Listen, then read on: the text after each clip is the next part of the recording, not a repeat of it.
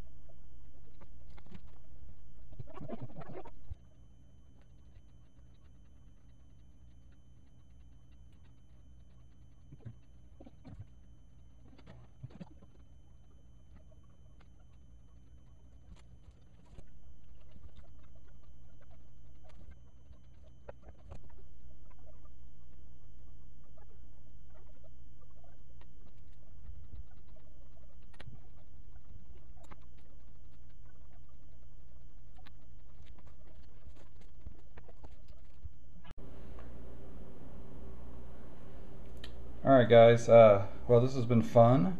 I basically have built a little console deal. This is like my first time working with this clay and just doing this period. So it's been quite a learning experience with this. This is definitely a different kind of clay. So it's not like the Hobby Lobby clay at all. It's nice not having your hands all oily. They are kind of sticky and sulfur like, so they're a little yellow and they smell funky. So the sulfur does put off a good funky smell, and something my family's been complaining about here in the past hour. But yeah, so basically I've been working on this for about an hour and just carving away at everything. I'm sure I'm not doing it the proper way at all, so I'm going to do a lot of research and more reading up on techniques and stuff like that. It would help if I had some proper tools to use to cut and shape everything. So just kind of making do with what I had, which is a cheap clay sculpting set, razor blade, which was probably the most handy deal, and then this little deal to scribe lines and things like that. So not everything is exact. I basically just freehand everything on this.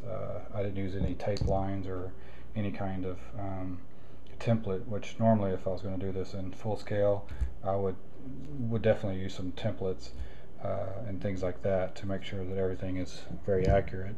But I just wanted to play and get a feel for the clay, and it's nice. So this is the CM-70 clay. It does stay nice and warm and moldable and workable, so that's a good deal about it. I'm kind of curious when I start working with this, which is the Y2 clay, how easy it will be to continue working with it without having to heat it up. But we'll get there at a different time. But anyway, so yeah, this is not exactly to scale, and I mean the shifter is way off scale, but the rest of the console is pretty close actually, I think. So I don't know, but kind of gives you an idea. Just working with it, and it's pretty smooth lines. Definitely holds together really well. Did have a few issues with it cracking in some places because of how hard it is. Normally you would, I think, work this in as a warm piece of clay and really work everything, all the joining sections together really well, but I didn't really do that. I just kind of took the block, cut it in half, and stuck it all together. So I don't think that's how you're really supposed to work it. I think you should have like a form underneath here, and then you just smear pieces onto it and just cover the whole form with like a layer of this clay and everything. I'm starting to lose my voice, sorry about that. But yeah, so the lines here transition pretty well. This is not exactly how the concept drawing is. I kind of wanted to try to do it like the concept drawing, but I'm not that good yet, so I'll get there next time, I guess. But this just kind of gives you an idea how you can work with it. It holds its lines pretty well. I've rounded these down a little bit. They were a little sharper, but it's pretty good lines without using tape or anything like that to get good edges on everything. So because I just freehand all the lines and shapes, and it probably looks like it, so I don't know, but it's a nice little piece. I mean, I can definitely see taking this and working it for another hour or so and really getting it nice and smooth. Probably use a sponge with some water to really smooth the edges and the shape down a little bit more. I don't know, I'll have to experiment with that. Excuse me. So yeah, so let me know what you think in the comments. This kind of has a cheesy shifter that I put on there. It's way out of scale, so it's not to scale at all on that thing. I just wanted to stick something there to see what it was like. I did run into a few issues with the clay when I was heating it up. I tried the microwave deal, and I don't know how long you're supposed to do the microwave, but it's got to be a long time because I stuck it in there for like a minute and I took it out and it was still just lukewarm, if anything. But sticking it on the grill deal that I have on my stove to kind of keep it warm, or on the hot plate that I have, there's definitely a limit to the clay. I had to cut this piece off because it had, I guess, overcooked in a sense, and the sulfur came out and like it turned all yellow and crunchy and crispy, so I cut it off so it wouldn't interfere with everything, but or wouldn't contaminate the other clay if I mix it in with it, because I'm pretty sure it wouldn't mix in at all. So anyway, just a side note for anyone experimenting for the first time: don't overcook your clay. But yeah, so I can't wait to mess with the Y2 clay. It's a lot lighter, and I think it'll hold an edge better, and probably be easier to carve, at least for me, I think. But I think it may be harder to work with in general, just because of the amount of time it will take to keep it heated and everything. So because it kind of cools down pretty quick. So anyway, that's that, and I will see you guys in the next video. Later.